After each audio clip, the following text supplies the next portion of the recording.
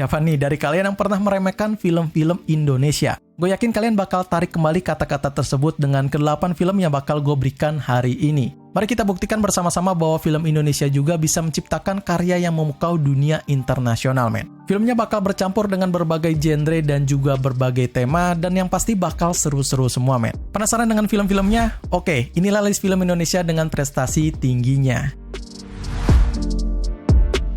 Sudah bukan rahasia lagi jika perfilman Indonesia semakin berkembang dan mendapatkan perhatian tingkat internasional ya. Salah satunya adalah film yang sukses mencuri perhatian dunia dengan aksi koreografi bela dirinya itu. The Raid mengikuti cerita dari sekelompok polisi yang menyerbu sebuah gedung apartemen untuk menangkap seorang bos narkoba yang juga sangat bengis. Namun mereka malah terperangkap di apartemen tersebut dan harus berjuang melawan para penjahat yang kuat dan tak terhitung jumlahnya itu. Dengan koreografi aksi yang luar biasa, The Raid mendapatkan pengakuan internasional yang sangat besar, men. Dengan memenangkan beberapa penghargaan di festival film internasional seperti Midnight Madness di Film Festival Internasional Toronto, penghargaan Audience Award di Festival Film Internasional Dublin, dan yang lainnya itu. Penghargaan yang didapatkan oleh film ini bukan main-main, men, dan dianggap sebagai salah satu film terbaik dalam genre aksi dan merupakan salah satu film Indonesia yang paling sukses secara internasional. The Raid menyajikan aksi nasional rasa internasional yang penuh dengan adrenalin tinggi, serta koreografi yang luar biasa sukses mendapatkan rating tinggi sebesar 7,6 di situs IMDb. Next, bakal ada film Indonesia yang berhasil memenangkan penghargaan internasional. Salah satu film tersebut adalah The Act of Killing atau Jagal, yang sangat kontroversial dan juga mengangkat topik yang sangat tabu. The Act of Killing atau Jagal menggambarkan kehidupan sehari-hari sekelompok mantan preman yang terlibat dalam pembunuhan massal pada tahun 1965 dan juga 1966. Dan dalam proses pembuatan film tersebut, Joshua Oppenheimer selaku sutradara berhasil menggabungkan genre dokumenter dan juga fiksi dengan sangat baik sehingga film ini menjadi sangat menarik untuk kalian tonton. Film ini memenangkan banyak penghargaan internasional seperti British Academy Film Award, Berlin Film Festival, dan juga Venice Film Festival. Tapi buat kalian yang gak suka film sadis, mungkin bisa skip dulu nonton film ini ya, karena film ini bakal menampilkan adegan-adegan yang kejam dan juga sangat mengerikan. Dokumenter kontroversial yang mengguncang dunia dengan mengungkapkan kekejaman tentang pembantaian yang ada di film Jagal atau The Act of Killing ini di rating 8,2 di situs IMDb. Kisah cinta tak biasa antara anak muda di tengah-tengah Jakarta yang satu ini bakal menghook kalian buat langsung nonton filmnya. Apalagi ngebahas tentang masalah sosial dan emosi yang bikin ngerasa deg-degan ya.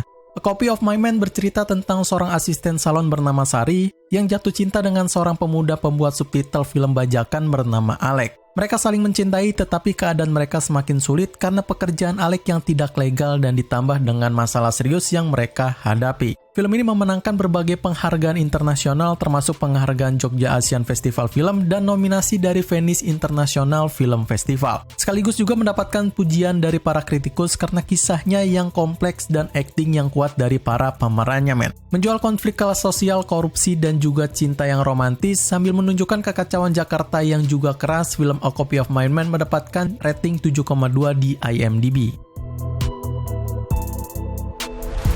Film Indonesia selalu memiliki potensi untuk menjadi salah satu film terbaik di dunia. Salah satu film Indonesia yang berhasil menarik perhatian dunia adalah Marlina Si Pembunuh Dalam 4 Babak yang dirilis tahun 2017 kemarin ya. Marlina Si Pembunuh Dalam 4 Babak mengikuti dari perjalanan seorang janda petani bernama Marlina dalam perlawanannya melawan para perampok yang ingin memperkosanya. Film ini secara dramatis menggambarkan sebuah perjuangan Marlina yang kuat dalam dunia yang penuh dengan kekerasan dan ketidakadilan ini. Film ini memenangkan berbagai penghargaan internasional termasuk di Cannes Film Festival dan Toronto International Film Festival. Mereka berhasil menyajikan sebuah narasi yang kuat dan unik dalam visual yang indah dan gue yakin sih ini sangat cocok banget buat kalian tonton. Dengan gaya kejam, memikat, dan menegangkan, Marlina Si Pembunuh Dalam 4 Babak telah dirating 6,9 di situs IMDb.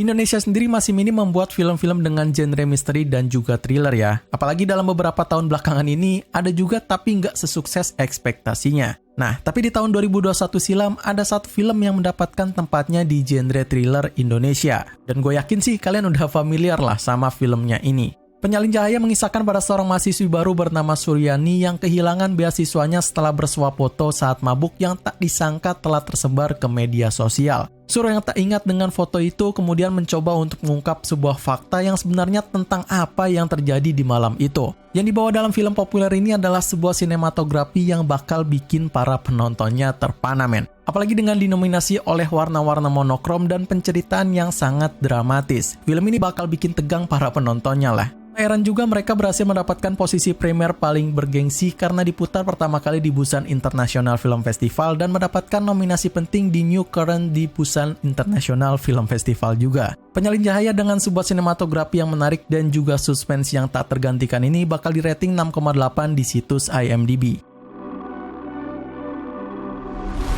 Ada satu film horor Indonesia yang menyita perhatian publik, men. Bukan hanya di Indonesia, tapi juga di mancanegara. Apalagi dengan meremake cerita seram yang sangat khas dari Indonesia membuat film ini sukses banget di pasaran film horor. Pengabdi Setan menceritakan satu keluarga yang telah diganggu oleh kehadiran sosok makhluk halus setelah ibu mereka meninggal secara misterius dan juga sangat aneh. Lewat film ini dapat membuktikan bahwa cerita-cerita horor Indonesia dapat menjadikan daya tarik bagi penonton internasional ya. Buktinya mendapatkan banyak pujian dan penghargaan termasuk dalam ajang Toronto After Dark Film Festival dan juga di Festival Film Horor Popcorn Fright. Kesuksesan Pengabdi Setan pada waktu itu langsung menjadi motivasi untuk para movie maker dengan memperlihatkan potensi film horor Indonesia yang berkualitas dapat mampu juga meraih pengakuan internasional. Gue sebagai penikmat film dan penonton setiap film Indonesia sangat bangga gitu sama hal ini ya. Pengabdi Setan yang telah sukses mendapatkan pujian karena ceritanya yang menarik ini mendapatkan rating 6,5 di situs IMDb.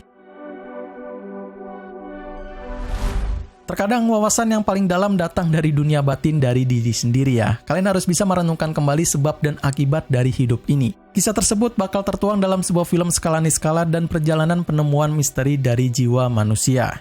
Skala niskala menceritakan tentang sebuah perjalanan spiritual yang tenang dari seorang wanita muda bernama Tantri yang sedang mencari jawaban indah atas kematian suaminya. Dan semua itu terjawab saat Tantri menemukan kedamaian di sebuah pulau kecil di Bali. Film yang sangat indah dan penuh makna ini telah dibuat oleh Camilla Audini dengan menggambarkan perjalanan spiritual Tantri dengan sangat halus dan juga memikat hati para penontonnya, termasuk gua sendiri ya. Dan oleh karena itu juga filmnya mendapatkan penghargaan internasional bergengsi seperti penghargaan Festival Film Internasional Tokyo dan juga penghargaan di Festival Film Asia Pacific Screen. Selain itu, film ini juga bakal membawa sinematografi yang cantik dan musik yang menyentuh hati dan membuat film ini menjadi karya seni yang luar biasa sih. Skala Niskala telah menggali cerita penting soal spiritualitas, kehilangan, dan cinta bakal kuat dengan rating 6,7 di situs IMDb.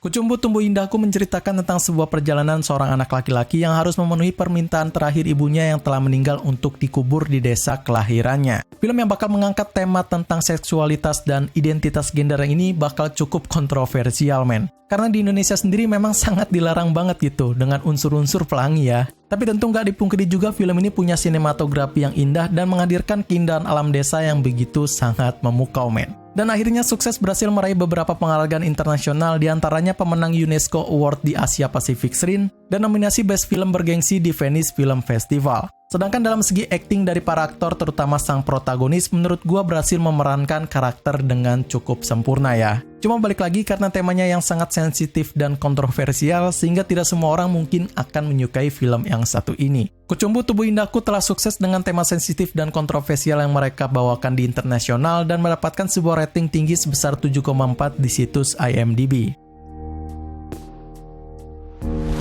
So, itulah 8 film Indonesia dengan prestasi tinggi yang pastinya akan menghibur dan memukau kalian. Jangan sampai kalian melewatkan kesempatan untuk menonton film-filmnya ini ya. Dan buktikan bahwa perfilman Indonesia juga bisa menciptakan karya yang memukau dunia internasional. Sekian untuk hari ini, gua izin pamit undur diri. See you in the next film.